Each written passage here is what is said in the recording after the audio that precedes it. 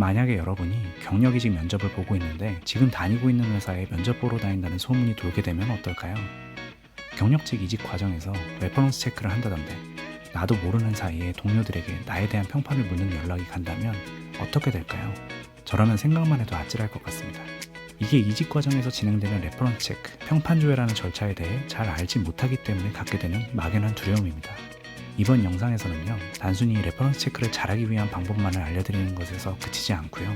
회사가 왜 비용과 시간을 들여서 레퍼런스 체크를 하는지, 이직자는 어떻게 대응하면 되는지, 어떤 절차와 과정으로 진행되는지, 평판 조회에 대한 모든 것을 완벽하게 정리해 드릴 거예요. 지금 알려드릴 내용을 모르고 이직 과정을 시작하게 되면 여러분이 모르는 사이에 손해를 보거나 합격에 안 좋은 영향을 미칠 수도 있어요. 그러니까 직장인 분들이라면 이번 기회에 미리 한번 봐주시는 걸 추천드립니다. 시작할게요. 회사는 왜 경력사원을 뽑을 때 비용과 시간을 들여 레퍼런스 체크를 할까요? 회사 입장에서 생각해 볼게요. 경력사원은 신입사원과 다릅니다. 신입사원은 사실 백지 상태이기 때문에 회사가 좀 별로인 사람을 뽑더라도 조직에 미치는 영향이 상대적으로 크지 않습니다. 그런데 경력사원은 들어와서 바로 업무에 투입되고 조직의 일원으로 생활하게 됩니다. 그만큼 경력사원 한 명이 위아래 동료, 팀, 조직 분위기에 미치는 영향이 크다는 것이죠. 이상한 사람 한 명 들어와서 주변 동료들 피곤해지는 경험 다들 한 번쯤 해보셨죠? 그래서 잘 뽑아야 됩니다. 그런데 면접을 두어 번 보고 여러모로 검토해도 사실 쉽지 않습니다. 면접에서는 정말 뛰어난 사람처럼 보이고 말은 번지르르 해도 입사 후에는 빌런으로 밝혀진 경우도 많습니다. 이런 잘못된 선택을 할까봐 회사는 평판 조회를 통해 그 사람의 주변 사람들 얘기를 들어보고 채용을 결정하기 위한 보조 지표로 활용합니다. 그런데 사실 대부분은 면접에서 결정이 나죠. 그리고 합격시킬지 말지 모르는 사람의 주변 사람들까지 이 사람이 이직하는 것을 알리는 것에 대해 회사도 부담스러워합니다. 만약에 탈락됐는데 소문만 나면 그 사람이 회사를 엄청나게 원망하고 항의하게 되겠죠. 인사팀은 이런 분쟁을 가장 싫어합니다. 그래서 회사도 무리하게 레퍼런스 체크를 하지 않습니다. 지원자에게 직접 자기에 대해 설명해줄 사람, 즉 레퍼리를 지정해서 알려달라고 합니다. 그러면 지원자는 당연히 자기에 대해 얘기를 잘해줄 사람을 선정해서 알려줄 거고요. 그렇게 선정된 동료들이 지원자에 대해 안 좋은 얘기를 할 가능성은 없죠. 보통의 레퍼런스 체크는 이런 식으로 진행됩니다. 그러니까 레퍼런스 체크를 통해 당락에 심각한 영향을 주는 경우는 별로 없습니다. 회사도 이걸 보조적인 지표로만 활용하고 물어볼 사람도 지원자가 직접 선정하니까요.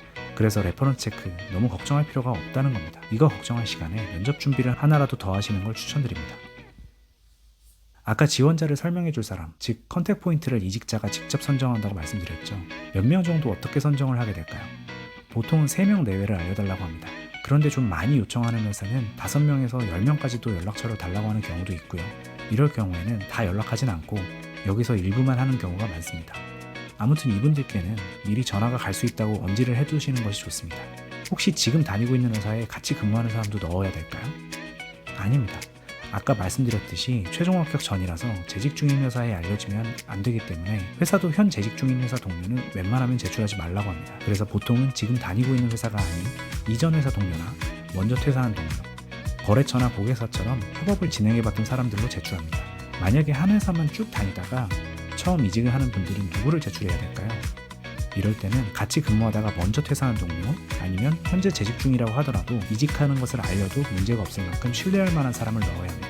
예를 들면 입사 동기와 같은 사람들이 되겠죠. 이런 상황에서는 컨택 포인트 제출이 쉽지 않기 때문에 꼭 같은 부서에서 근무한 사람이 아니더라도 어느 정도는 양해해주는 편입니다. 컨택 포인트를 선정할 때 주의해야 될 점이 있습니다. 보통 회사 인사팀이나 레퍼런스 체크를 대행하는 외주업체, 헤드헌터, 서치폼 등에서 컨택 포인트 선정에 가이드를 줍니다. 예를 들면 상사는 반드시 한 명을 포함하고 함께 근무한 이력이 있는 동료 선후배를 3명 정하고 사회나 학창시절 지인 3명을 달라 뭐 이런 식인 거죠. 그런데 사실 내가 이직하는 상황을 굳이 아무리 가까운 사람들이라고 하더라도 널리 알릴 필요는 없습니다. 아직 합격이 결정된 상황이 아니기 때문이기도 하고요. 그래서 이런 가이드를 받았을 때 너무 무리하게 다 지키려고 하지 않아도 됩니다. 상황에 맞춰서 안 되는 건 안 된다고 설명하면 평판 조회를 하는 쪽에서도 대부분 이해해주거나 다른 대안을 제시합니다. 예를 들어 부탁할 상사가 없다면 같이 일했던 선배로 대체할 수도 있는 거고요. 그러니까 절대 무리하게 컨택 포인트 선정할 필요 없습니다. 잘 기억해두세요. 혹시 이렇게 진행되지 않고 비공식적인 방법으로 레퍼런스 체크가 진행되는 경우가 있을까요? 물론 없지는 않습니다. 다만 자주 일어나는 일은 아닙니다. 예를 들어서 업계가 좁아서 서로 이직하는 사람들이 많아 한 달이 건너면 아는 사람이 나오는 구조라면 비공식적으로 진행될 수 있을 겁니다. 아니면 헤드헌터가 소속된 서치펌이나 대행업체에서 이전 데이터를 활용해서 어떻게든 루트를 뚫어 확인하는 경우도 있고요. 직접 그 회사 인사팀에 전화를 해보는 경우는 잘 없습니다. 그런데 대부분은 이렇게까지 하지는 않습니다. 설사 이렇게 비공식적으로 진행된다고 하더라도 이거를 정식 레퍼런스 체크 단계에서 진행을 안 합니다. 이걸 당사자가 알면 굉장히 불편할 텐데 미리 알리고 할까요? 보통은 면접 과정이나 최종 합격 시키기 전에 하죠. 물론 이런 방법으로 과거 행적이 드러나서 채용이 안 된 케이스도 보긴 했습니다만 이 정도의 사람이라면 어디서든 이직이 쉽지는 않을 겁니다. 결국에 이런 상황은 내 입장에서는 어떻게 미리 대응할 수가 없습니다. 나도 모르는 사이에 진행되는데 어떻게 막을 수 있겠어요. 그러니까 이러한 상황 때문에 걱정하지 않는 게 훨씬 에너지를 아끼는 일입니다. 그렇다면 레퍼런스 체크 과정에서 회사는 컨택 포인트 분들에게 무엇을 물어볼까요? 어느 정도로 나라는 사람에 대해 자세히 파고들까요? 대부분은 이 사람의 성격이나 성향, 업무상 장점이나 단점, 퇴사 사유나 조직 내 이슈가 있었는지, 상사나 동료와의 관계 등을 물어봅니다. 혹시 경력 기술서에 내가 과장되게 부풀려 적은 내용이 레퍼런스 체크를 통해 밝혀질 수 있을까요? 이 부분에 대해 그렇게까지 자세히 물어보지는 않습니다. 사실 그 전화 받는 동료가 그 내용을 잘 알지 못하는 경우도 많고요. 그렇게 길게 통화하지도 않는데 자세히 얘기를 듣기가 쉽지가 않습니다. 전화 받는 분들도 바쁘거든요. 다만 뭔가 치명적인 부분이나 단점을 발견해내기 위해서 레퍼런스 체크를 하는 쪽에서 집요하게 물고 넘어지는 경우도 있긴 합니다. 그러다가 뭔가 크리티컬한 얘기가 나오기도 하고요.